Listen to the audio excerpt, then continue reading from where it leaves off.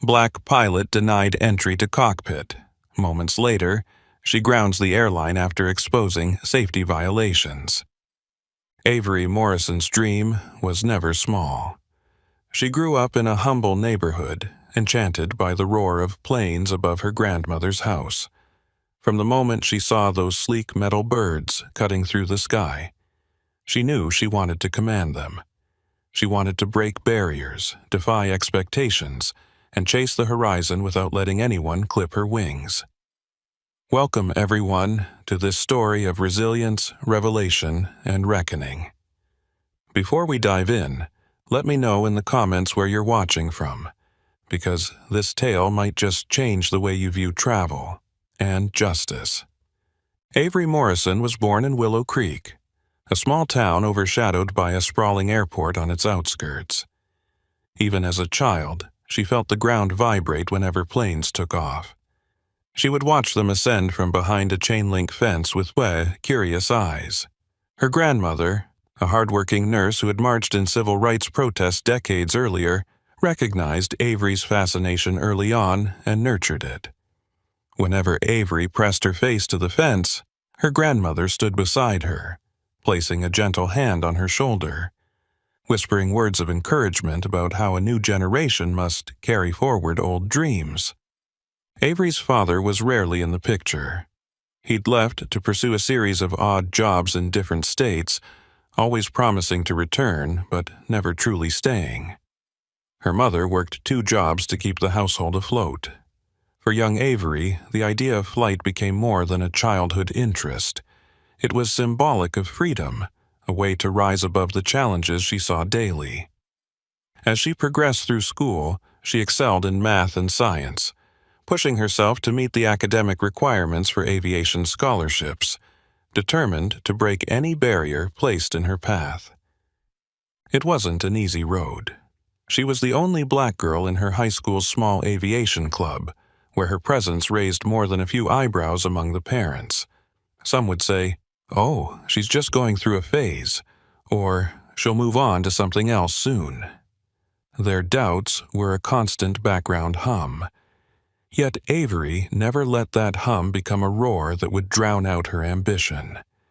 She studied fiercely, clocked hours in flight simulators, and memorized charts of planes and parts until her eyes burned late at night. When Avery graduated from high school, her sights were set on an aeronautical university that offered a specialized pilot training program. With the support of her grandmother, she secured a scholarship and ventured into a world that felt simultaneously grand and unwelcoming. Standing in the flight school's lobby with luggage in hand, she felt the weight of expectations and the press of skepticism.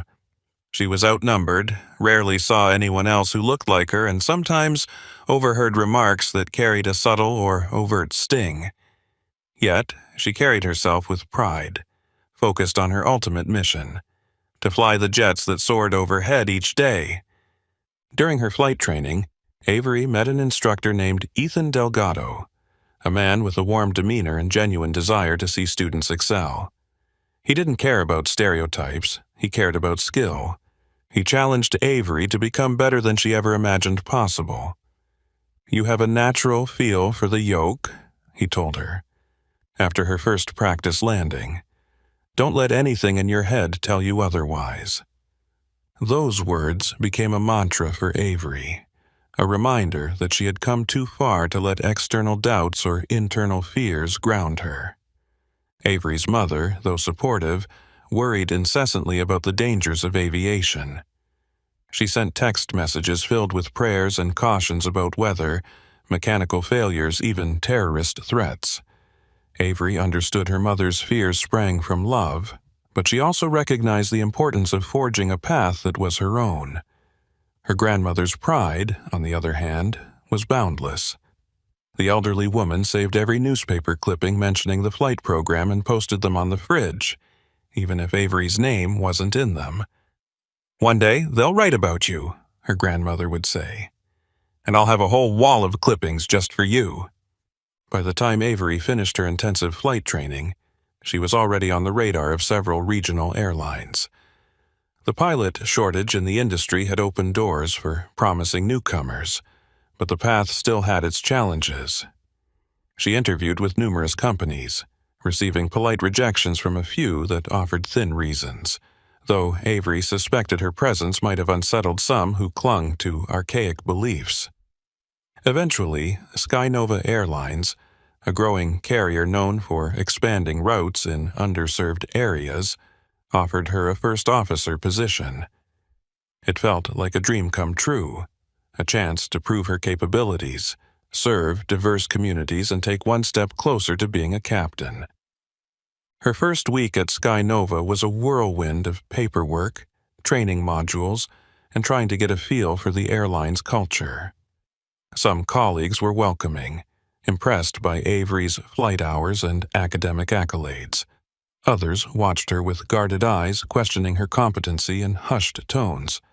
One of them was a senior pilot named Martin Harlow, known for his gruff demeanor and old-school attitudes. Whenever Avery tried to be friendly, Harlow responded with curt nods or dismissive grunts.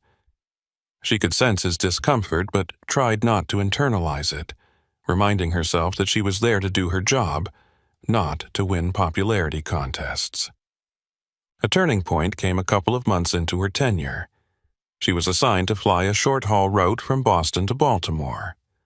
The flight deck was a cramped, tense space when she arrived. Captain Harlow sat in the left seat, systematically running through checklists. Avery offered a polite greeting, but he barely acknowledged her. As they prepared for takeoff, she noticed small things, his clipped instructions, the way he never once made eye contact, and the tension in his jaw as if her very presence was an intrusion.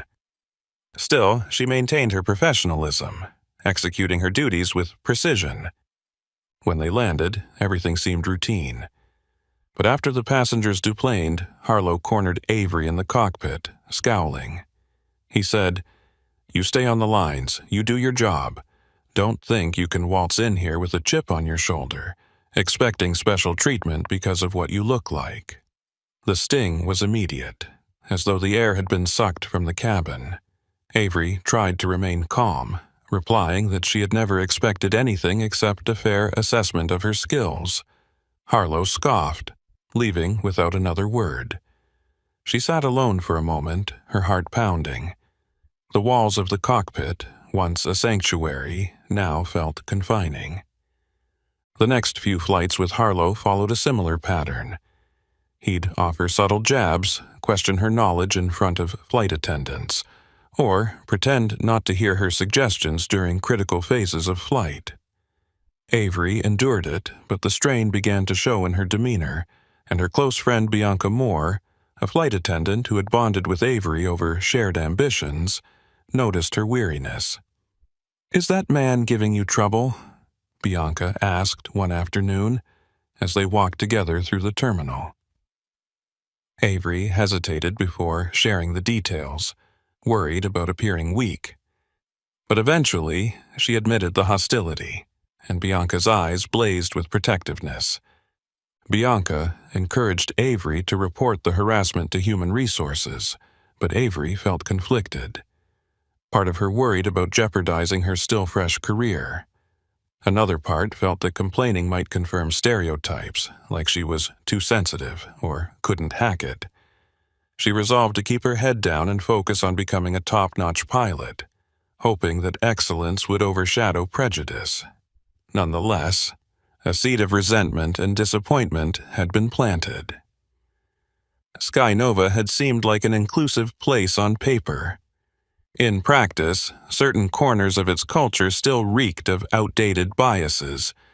Weeks turned into months, and Avery racked up flight hours with different captains. Some were professional and courteous, others more aloof, but not overtly hostile. She started to build a reputation as a dependable first officer. Yet, the tension with Harlow persisted whenever their schedules intersected, creating an undercurrent of stress. She found solace in the camaraderie of people like Bianca and her flight instructor-turned-mentor Ethan Delgado, who sometimes flew as a contract pilot with Skynova. Ethan offered words of encouragement and practical advice, reminding her that adversity was often a stepping stone for those who refused to quit. One particular flight with Ethan at the helm proved to be a confidence boost. They navigated a challenging route through thunderstorms, requiring split-second decision-making. Avery handled the approach impeccably, earning Ethan's praise. As they waited for a gate to open after landing, he said quietly, "You've got the instincts of a seasoned pilot. Don't let the negativity weigh you down. Keep focusing on what you do best."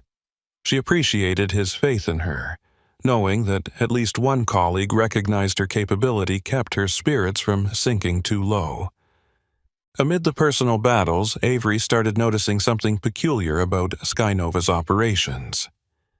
Maintenance delays were becoming more frequent, and rumors circulated among staff about cost-cutting measures that might compromise safety. Overhearing technicians grumble about outdated parts and rushed inspections set off alarm bells in Avery's mind. She came from a background where rules and procedures were paramount, especially in aviation. Any lapse in maintenance or safety protocols could mean disaster. Yet, every time she tried to raise concerns casually, she was met with tight-lipped responses or shrugged shoulders. Some even told her, "Focus on your flight deck tasks. Let the maintenance folks handle their own issues." A small but significant incident occurred during an early morning flight out of Chicago. Avery noticed that a hydraulic fluid indicator reading was slightly off from the standard. She brought it up to the captain on that flight, a woman named Captain Laurel Hayes, known for her meticulous approach. Hayes took the concern seriously, ordering an additional inspection. The ground crew eventually discovered a small leak. Although it was repaired quickly, the fact that such an issue had slipped through pre-flight checks worried Avery. She started to question whether thorough inspections were sometimes skipped to keep schedules on track. Avery's curiosity and sense of responsibility drove her to look deeper. She began discreetly talking to various staff members, mechanics, flight attendants, gate agents, trying to glean insights about how the airline handled safety protocols. Some spoke openly about frustrations with the corporate push to reduce turnaround times. Others clammed up, fearful of repercussions. Avery felt torn. She had a professional duty to report any potential violations, but she also feared becoming a target. She had already experienced hostility from certain quarters because of her background. Blowing the whistle might label her a troublemaker or a problem employee. Around the same time, Bianca came to Avery with troubling stories from crew gossip. Several flight attendants had raised concerns about recurring electrical issues on older aircraft. The overhead lights flickered inconsistently, and while these incidents were minor, they signaled bigger potential problems. Bianca hinted that a union representative named Jocelyn Reed was collecting data on these safety anomalies, hoping to force the airline to address them. Avery listened with an anxious heart, her mind spinning with scenarios of how a single overlooked defect could escalate into a catastrophic event. As rumors built, so did Avery's unease. She made mental notes of every minor glitch, every overlooked mechanical detail. She asked Ethan for advice, though only in vague terms to avoid dragging him into her suspicions. He told her, doing the right thing in aviation is never optional. It's mandatory. If you see something, speak up. Lives are at stake. His words galvanized her, reaffirming that moral clarity should outweigh fear of corporate backlash. Then came a pivotal morning when Avery arrived at the airport for a flight to Denver. She approached the aircraft and found the maintenance log incomplete. The sheet indicated a resolved issue with a landing gear indicator, but there were no mechanic signatures or final clearance stamps. Concerned, she asked ground staff about it, but they seemed rushed and unresponsive. The departure time loomed, and the gate agent announced boarding. Avery, uneasy, tried to get a clearer answer before stepping into the cockpit. The ground crew supervisor assured her it was a clerical oversight. But her instincts screamed otherwise. Inside the cockpit, she saw that the captain assigned to that flight was none other than Martin Harlow. Her stomach churned. Harlow was running through the pre-flight checks, ignoring Avery's presence. She took her seat, strapped in, and began her part of the checklist, noticing the same incomplete log in the binder. Summoning courage, she addressed Harlow. "Captain, the maintenance log for the landing gear issue isn't finalized. I think we should have this cleared up before takeoff." Harlow gave her a piercing look. "We're on a tight schedule," he said icily. "If it was serious, they would have grounded us. Are you questioning your superior's judgment?" Avery felt her pulse quicken. She knew pressing the point could escalate tensions, but the risk of not pressing it could be disastrous. "I'm not questioning them," she said, steadying her voice, "but as the first officer, it's my responsibility to ensure everything is properly documented. I suggest we get a sign-off from maintenance before we go." Harlow's jaw tightened. "Fine," he snapped, "but if this turns into a delay, it's on your record." He stormed off to make a phone call. 10 long minutes later, a mechanic arrived, verifying that the landing gear issue had indeed been fully fixed, but the paperwork had been neglected in the hurry to get the plane ready. The flight took off late, and Harlow's frustration was palpable the entire journey. Even though Avery had done the right thing, the aftermath left her feeling tense. Harlow's glare, the hush from the crew, and the overhead whisperings from the flight attendants all converged into a moment of emotional weight. She questioned whether the airline itself encouraged a culture where safety took a back seat to punctuality. Could she stand by and allow that? Her sense of duty warred with her desire to keep her position. She had worked so hard to earn her place in the cockpit, yet she sensed something bigger was at stake than her personal career. Upon landing in Denver, Harlow wasted no time filing a complaint against Avery, accusing her of insubordination and causing an unnecessary delay. The flight operations manager at the Denver hub, a woman named Sharon Perry, pulled Avery aside in a drab office lined with flight manuals. "I need to understand your version of events," Perry said, her tone neutral. Avery explained every detail, providing the incomplete log as evidence. Perry exhaled, rubbing her temples. "All right, thank you for being thorough," she said. "I'll look into this, but keep in mind, Captain Harlow is well regarded by certain higher-ups. This could become complicated." Feeling the weight of potential fallout, Avery left the office. She tried to remain calm, reminding herself that she had simply followed proper procedure. Over the next few days, the complaint lingered, with no immediate resolution. Avery continued her flight assignments, each day feeling a heavier sense of unease. She noticed more and more minor discrepancies, unusual engine sounds, pressurization quirks, flickering cabin lights that rarely received the scrutiny they deserved. Crew members were edgy, often attributing it to corporate edicts about staying on schedule. Tensions reached a boiling point when Avery discovered a leaked memo circulating among staff. The memo, allegedly from corporate executives, instructed ground crews to minimize downtime at all costs and limit extraneous checks that could cause delays. It didn't explicitly advocate skipping important procedures, but the language strongly implied that time was paramount, overshadowing caution. Morale at Sky Nova sank as rumors spread of cost-cutting that endangered the reliability of the fleet. That same week, Bianca confided in Avery that 2 of her fellow flight attendants had been disciplined for reporting a suspicious fuel odor mid-flight.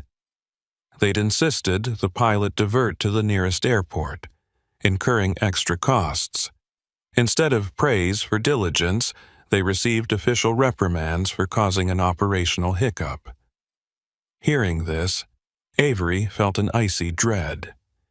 It confirmed her growing suspicion that the airline prioritized profit over prudence. Every fiber of her being told her this was wrong, that it wouldn't be long before a more serious incident occurred if the culture didn't change. Unsure where else to turn, Avery reached out to Union Representative Jocelyn Reed, whom she'd heard was compiling data on safety lapses. They met quietly at a coffee shop near the airport. Reed was a middle-aged woman with a calm yet commanding presence. She listened intently as Avery recounted everything: incomplete logs, mechanical oversights, discouraged reporting of concerns. Reed's expression remained stoic, but her eyes flickered with alarm. "We've been gathering evidence for months," Reed said, stirring her cup of tea. "We just needed someone inside the cockpit to confirm these patterns. Thank you for stepping forward, but be cautious. The company might not take kindly to whistleblowers." Avery felt a strange mix of relief and fear. Finally, she wasn't alone in her suspicions, but she also recognized the peril of openly challenging the airline's practices. Reed explained that the union planned to escalate these concerns to regulatory authorities if they could compile irrefutable evidence. "We need logs, recorded conversations, anything that shows a deliberate neglect of safety," she said. Avery nodded, uncertain but resolute. She couldn't turn away from what she knew, even if it risked her job. In the days that followed, Avery found herself tiptoeing around the subject, collecting and organizing data.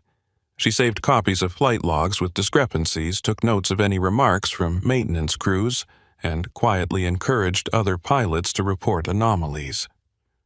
Her living room at home transformed into a covert documentation center, files stacked high on the coffee table. Her grandmother noticed her stress levels skyrocketing, but didn't pry too deeply, trusting Avery's judgment. Occasionally, her grandmother would bring hot cocoa, place it beside her, and whisper, "Standing up for what's right takes courage. Don't give up." During that tumultuous period, Avery frequently flew with a range of captains. Some grew suspicious of her meticulous approach to logs and minor issues. She found subtle hostility from certain captains who favored quick turnarounds.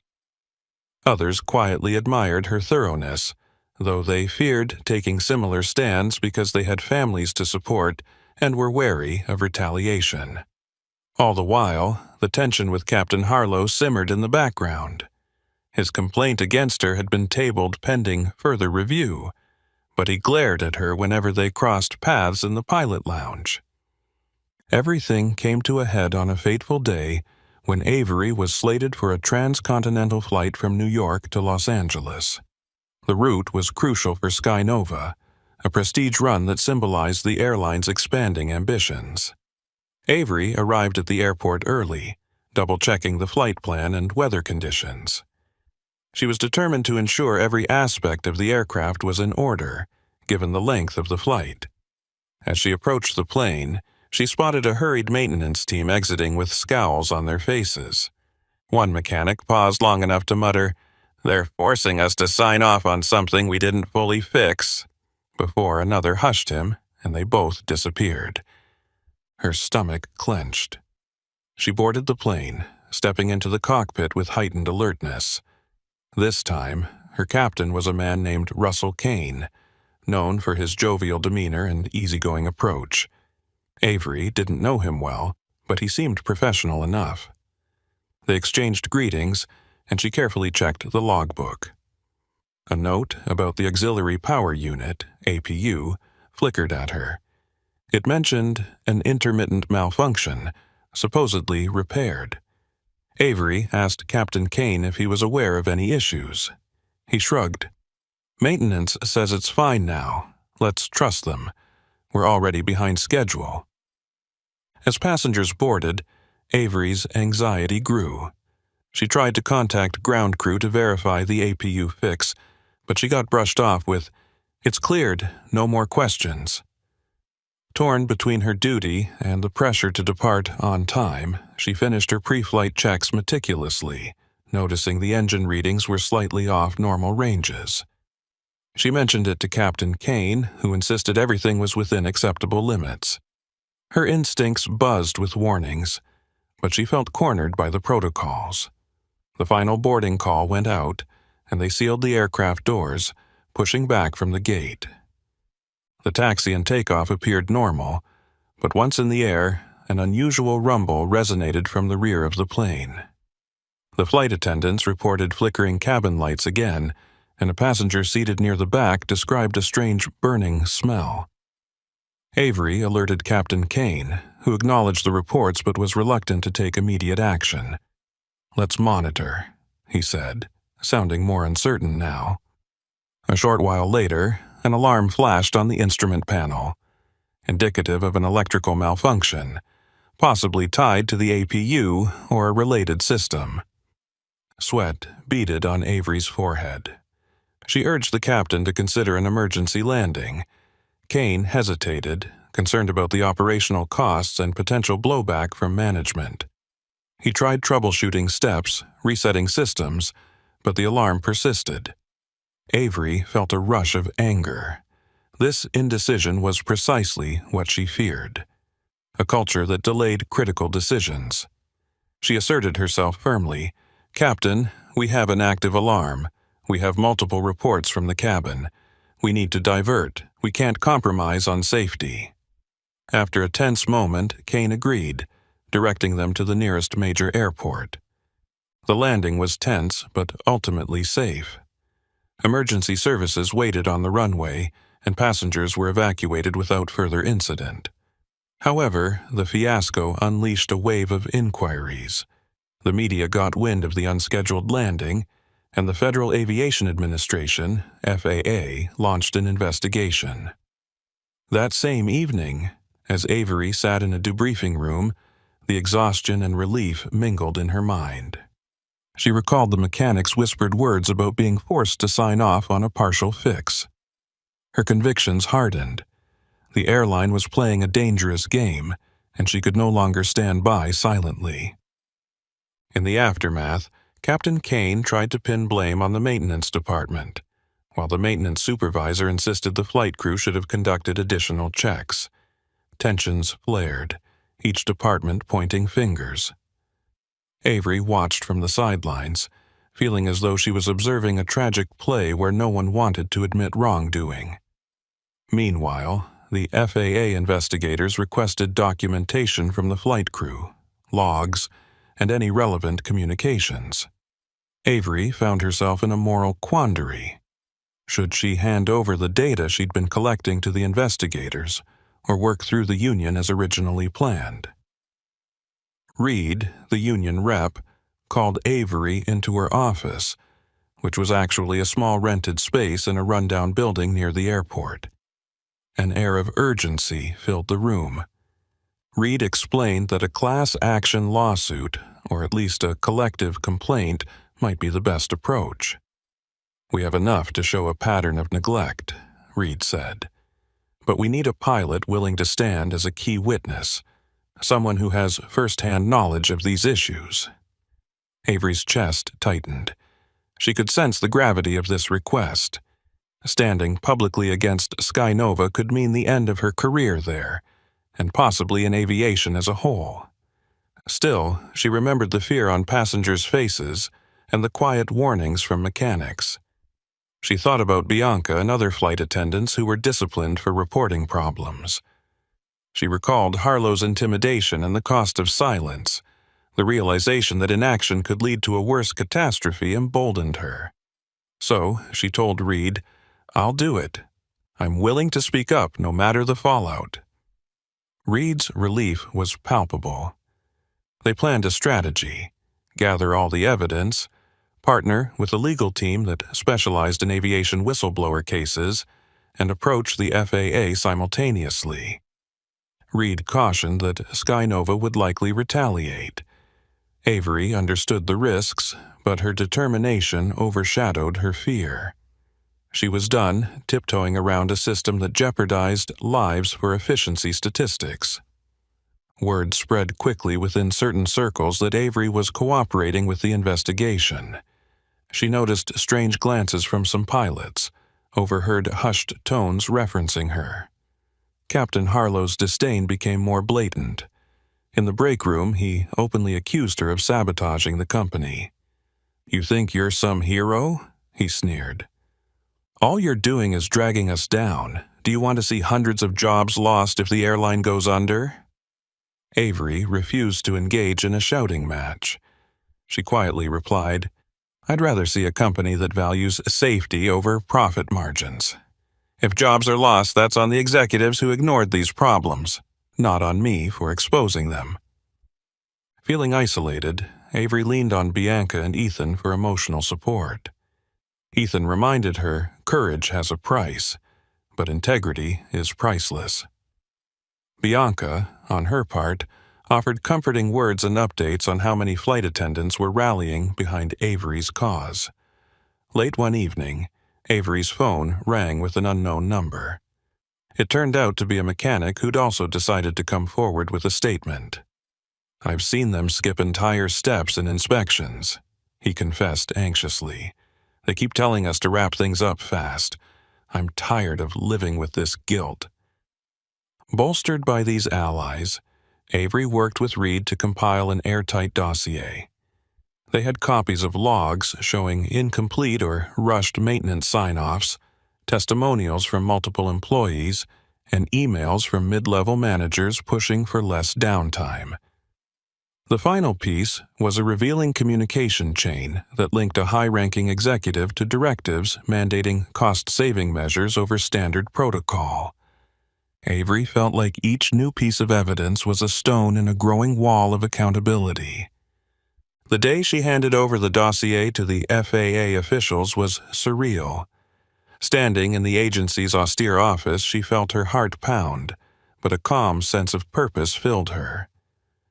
The lead investigator, a stern-faced man, sifted through the papers, occasionally asking clarifying questions. Though he kept his professional composure, Avery detected a glimmer of concern in his eyes, as if he realized the scope of the issue might be larger than initially suspected. When she left, the weight on her shoulders lifted marginally, replaced by cautious hope. She had done what she felt was right. Almost immediately, Skynova's legal department tried to discredit her. They floated rumors that she was incompetent, referencing Captain Harlow's complaint about insubordination. They insinuated that her actions were motivated by a personal vendetta.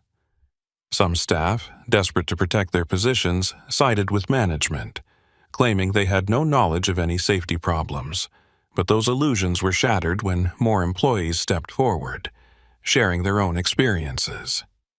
Soon, the narrative of a lone disgruntled employee fell apart under the weight of multiple testimonies. Even in the face of mounting evidence, the airline's upper echelons refused to admit wrongdoing. They issued statements of corporate denial, praising their safety record and attributing any mechanical issues to standard industry challenges. The tension grew as the investigation deepened, drawing media attention. Journalists dug into Skynova's past, uncovering a pattern of quiet settlements with employees who had raised concerns in the past. The story became a national talking point, sparking debates about corporate responsibility and racial bias in the aviation industry. Amid this chaos, Avery continued to fulfill her scheduled flights, but the airline soon found ways to sideline her. They reduced her roster, gave her less desirable routes, and engaged in subtle retaliations. She sometimes arrived at the crew lounge to find her locker vandalized with hateful remarks referencing both her whistleblowing and her race. The heartbreak was profound, but she channeled her pain into resolve, refusing to let bigotry and intimidation deter her from the truth. Simultaneously, the FAA ramped up inspections. They conducted surprise audits on several Skynova aircraft, uncovering faulty wiring, overdue part replacements, and discrepancies in maintenance logs. Public outcry intensified. Passengers demanded explanations, especially those who had flown recently. The pressure on Skynova became immense, and the airline's stock value plummeted. Executives scrambled to put out fires with public relations statements, but faith in the carrier was rapidly eroding. All the while, Avery braced for the next storm, the possibility that Skynova would find a way to terminate her. She consulted with Reed and legal counsel, documenting every instance of harassment or retaliation. The tension built like a gathering tempest, everyone wondering who would blink first. Then the inevitable happened. Avery received a notice from the airline's management, summoning her to a disciplinary hearing. The letter stated that her actions had undermined the company's integrity and risked reputational harm. The irony was not lost on her that she was being charged with risking the airline's reputation when it was the airline's neglect of safety that truly threatened its future. She attended the hearing with Reed by her side. It took place in a bland conference room near the corporate headquarters, where a panel of stern-faced executives sat in judgment. They launched into their accusations: unauthorized access to confidential logs, defamation of company procedures, insubordination. Avery countered with the facts. She produced documented proof that the logs were part of standard operations, not confidential. She showcased how her concerns were valid and how multiple employees had witnessed similar issues. Reed interjected with union rights, pointing out that whistleblower protections shielded Avery's actions. The hearing dragged on for hours, culminating in an official statement that the airline would need time to deliberate. Days later, Avery received her punishment: indefinite suspension without pay, pending further investigation. It was a blow, but Avery realized it might actually work to her advantage by illustrating clear retaliation. Instead of feeling defeated, she steeled herself. If Skynova thought suspension would silence her, they were mistaken. By now, the FAA investigation had progressed significantly. Investigators unearthed widespread falsification of maintenance records and uncovered directives from high-level management, encouraging staff to sidestep thorough checks for the sake of punctuality. Several flights that had minor incidents in the past year suddenly looked like close calls due to poor oversight. Whispers began that the FAA might ground Skynova's fleet entirely if safety could not be guaranteed. In parallel, the public relations nightmare worsened. Stories emerged of near accidents that were covered up, and families of passengers who had experienced frightening turbulence or emergency landings started demanding answers. News outlets interviewed Avery and other whistleblowers, bringing their first-hand accounts to the national stage. Avery was initially hesitant, but realized that going public might be the most impactful step. She spoke earnestly about her love for aviation and her heartbreak over the airline's practices. She also referenced the racial bias she faced, tying it into a broader narrative of systemic issues within the corporate structure. The interview with a major national network aired during prime time, featuring Avery in a calm, poised manner, explaining how she'd been denied basic respect and even entry to certain discussions because of her race and because of her insistence on following protocol. She recounted the day Captain Harlow refused her entry to the cockpit when she arrived before a flight, telling her, "You don't belong here," while blocking the doorway, insinuating she was overstepping boundaries. The footage triggered a public outcry, with viewers expressing shock and dismay. Skynova scrambled to contain the fallout, issuing statements claiming they had zero tolerance for discrimination and were conducting an internal review, but the tide had turned. Federal pressure, public outrage, and employee testimonies all converged in a perfect storm. Shortly thereafter, the FAA, in coordination with the Department of Transportation, announced mandatory groundings of Skynova's aircraft until a full safety audit could be completed. Overnight, the airline's operations ground to a halt, stranding passengers and costing the company millions in losses. The day the grounding was announced was surreal for Avery. She had been at home, scanning news updates on her phone, when an alert flashed. FAA grounds Skynova Airlines over safety concerns. Her breath caught in her throat. She felt a mix of vindication and sorrow. Despite her battles, she never wanted to see so many employees suffer. She knew thousands of jobs were in limbo, including friends like Bianca who depended on paychecks for survival.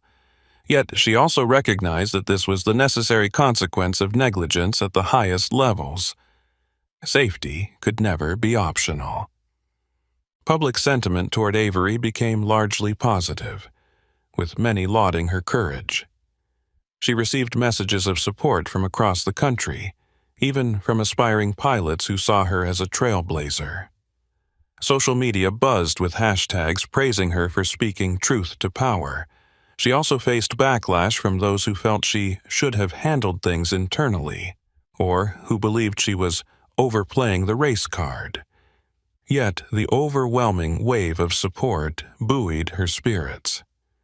The union set up a legal defense fund and began negotiating with the airline for her reinstatement, while also pushing for more robust safety protocols going forward. Meanwhile, Captain Harlow vanished from the scene, reportedly taking an early retirement rather than face scrutiny for his actions. Word circulated that he'd been a key enabler of management's hush-hush approach, often pressuring younger pilots to ignore minor defects to keep flights on schedule. Hearing that he was gone felt like a symbolic victory for Avery, a sign that the old guard was finally toppling. In the weeks that followed, the airline underwent a massive audit. Skynova's board fired several top executives, trying to appease regulators and salvage what remained of the company's reputation. New leadership took over, pledging transparency and a complete overhaul of safety procedures. They reached out to Avery through intermediaries, indicating they might want to settle any disputes and possibly reinstate her with a clean slate. Her legal team advised her to consider a settlement carefully, ensuring it included policy changes that would prevent future cover-ups and discrimination. While negotiations loomed, Avery received invitations to speak at industry conferences, universities, and advocacy groups. She realized her experience was bigger than just her personal journey.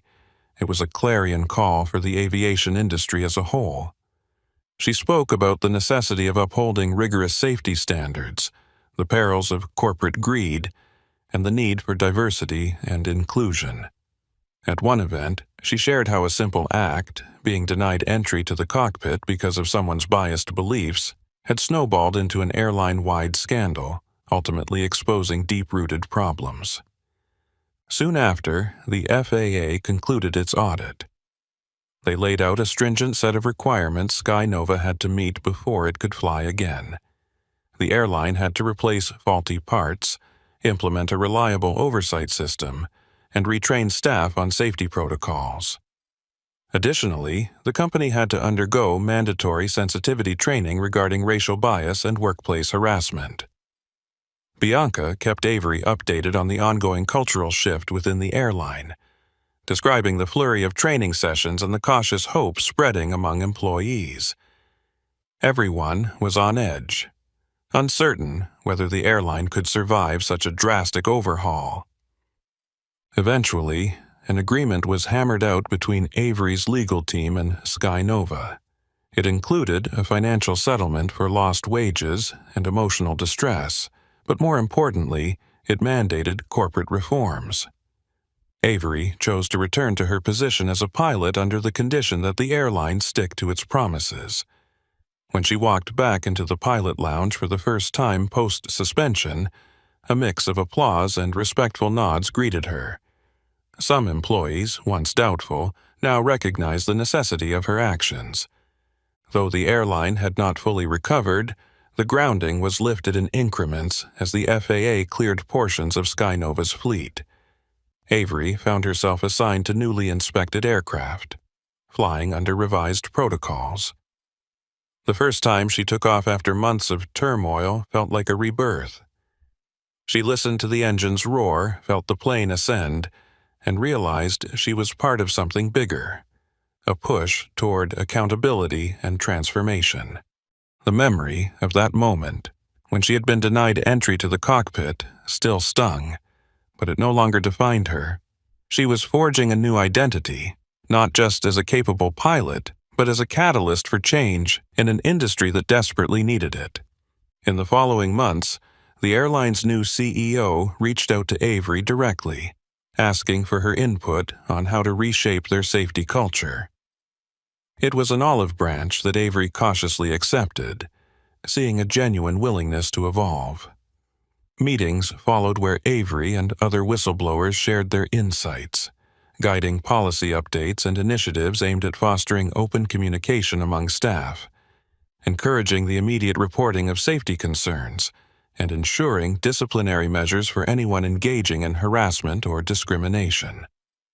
Meanwhile, Avery's personal life began to stabilize. She reconnected with old friends and family, who had all been worried about the stress she'd endured. Her grandmother, in declining health, beamed with pride every time Avery walked through the door. They shared quiet afternoons reminiscing about how young Avery used to stare at planes, dreaming of the skies. "You're doing it," her grandmother would say, her voice trembling with emotion. "You're showing everyone it can be done." Ethan Delgado, her former instructor, occasionally flew with her now that he was officially on the airline's roster, making for a comfortable cockpit dynamic. Bianca continued to share updates on how flight attendants felt safer speaking up about even minor irregularities. Jocelyn Reed pushed for stronger union protections, citing Avery's ordeal as proof that employees needed robust safeguards against corporate retaliation. The airline's transformation, though not instantaneous, was undeniably in motion. One day, Avery received an invitation to speak at a town hall organized by local aviation schools aiming to encourage underrepresented youth to consider careers in aviation. She initially hesitated, feeling her schedule was already packed.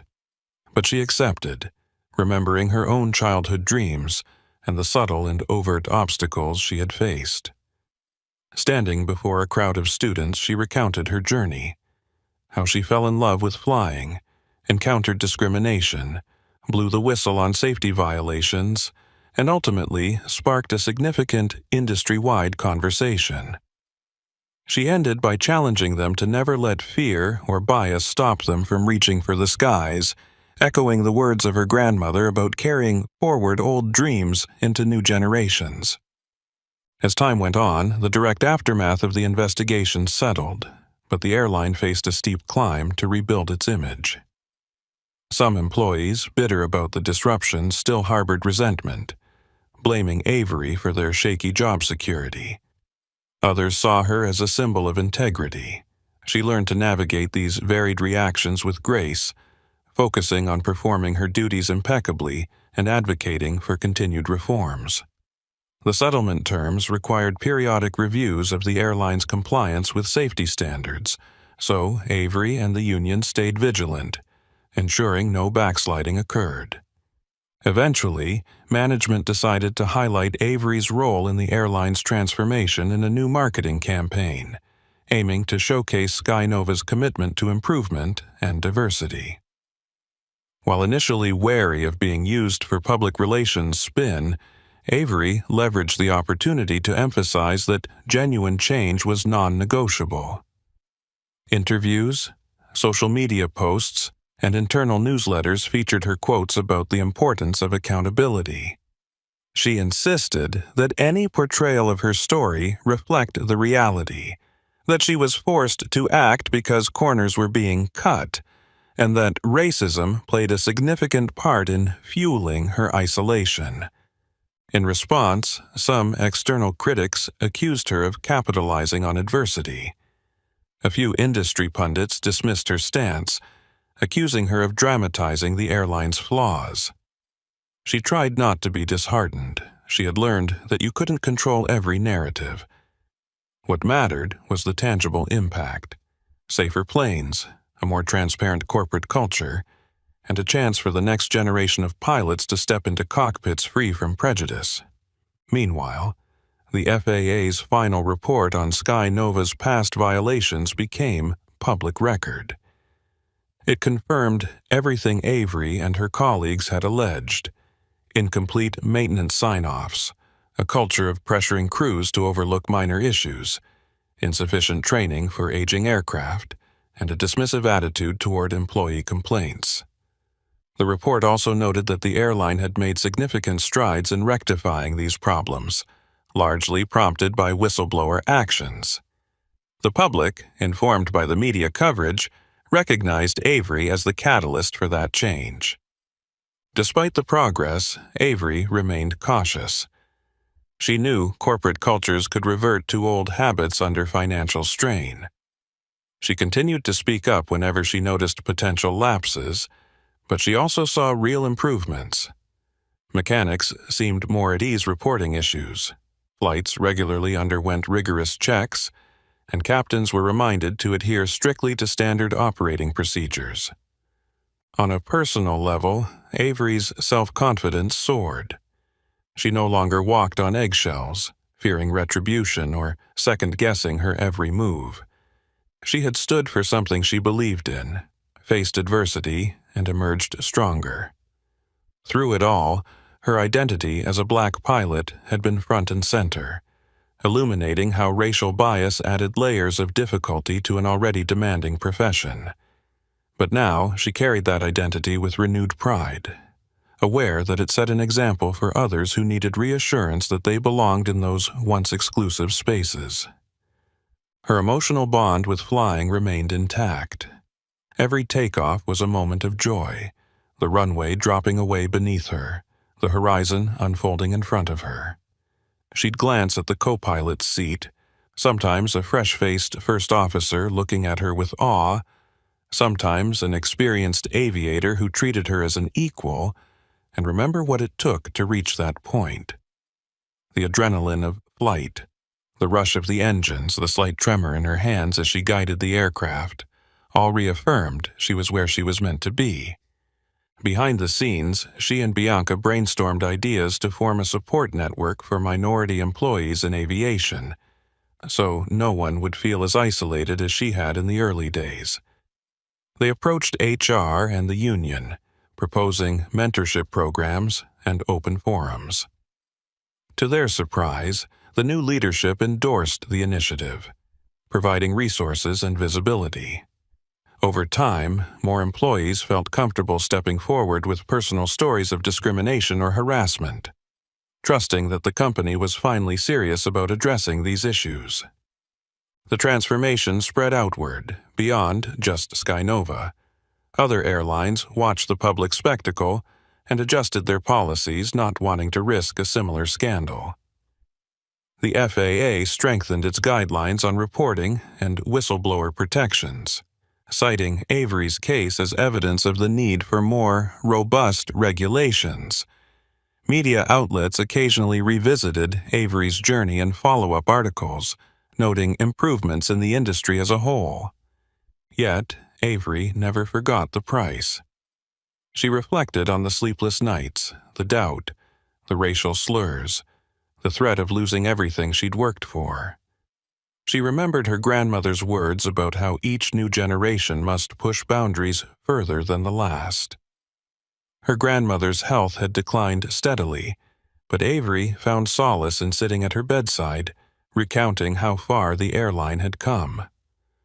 On one such evening, her grandmother mustered a frail smile. "You carried the dream," she whispered, "and you made it real." When her grandmother passed, Avery honored her by wearing a small pin shaped like a bird wing, an heirloom her grandmother had given her as a child. She wore it on her uniform lapel, close to her heart, a permanent reminder of her roots, her struggles, and her duty to keep flying higher.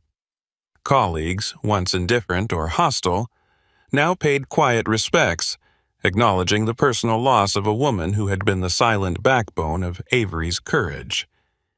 Even though Sky Nova was allowed back in the air and flights resumed, The scars remained as lessons. Every pre-flight check, every safety briefing, every conversation in the pilot lounge carried more weight. People understood that ignoring problems was no longer an option, not when the stakes were so high. The airline's leadership recognized the transformation as part of its new identity, branding itself as a cautionary tale that emerged stronger from adversity.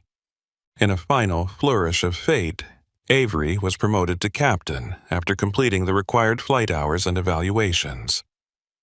The promotion ceremony was low-key, just a few colleagues in a small break room, but as she slipped on her new captain's stripes, she felt an indescribable sense of achievement. She thought back to that young girl pressing her face against the chain-link fence, dreaming of touching the clouds. She whispered a silent prayer of thanks. Then she looked forward, determined that in her cockpit, no one would ever be denied the respect they deserved. Her first flight as captain was a short jaunt to a regional airport, but it felt monumental. Seated in the left seat, she performed the captain's checklist with steady hands, while a younger first officer looked on with admiration. As the engines roared, Avery guided the plane down the runway and lifted off. She soared into the sky with a renewed sense of purpose, carrying with her the memories of struggle, the affirmations of justice, and the promise that no one would be silenced again. The airline's schedule stabilized, and passengers gradually regained trust.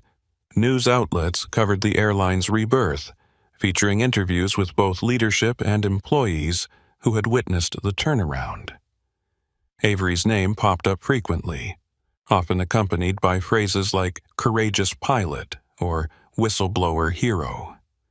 She accepted the accolades humbly, always emphasizing that it was a collective effort. It took many voices, many sacrifices, and many hearts to reshape something as complex as an airline's culture. In the months and years that followed, Avery inspired others to remain vigilant. She networked with pilots from different carriers, sharing best practices for reporting concerns. She participated in diversity panels, highlighting how unconscious bias could jeopardize communication in high-stakes environments like aviation. Her presence became a strong counter-narrative to the notion that the cockpit was reserved for a certain race, gender, or background. She wanted the next generation to see her and think, that could be me. And so it was that Avery's story turned from one of exclusion and danger into one of redemption and renewal. She had been denied the cockpit, but through her insistence on integrity and her willingness to expose wrongdoing, she ended up reshaping an airline from the inside out. In doing so, she fulfilled not only her own childhood dream of flight, but also ignited the dreams of countless others who saw in her a reflection of their own aspirations. Time never fully erased the bitter memory of confrontation with figures like Harlow, or the haunting awareness that negligence had lurked behind the polished facade of safety. But each time she guided a plane through turbulent skies to a smooth landing, she reaffirmed her oath to protect every soul on board, to champion transparency, and to never let prejudice ground the brightest of wings. Her journey proved that even in the most rigid of spaces, one determined individual could force open the doors, ensuring that the freedom of the skies belonged to everyone.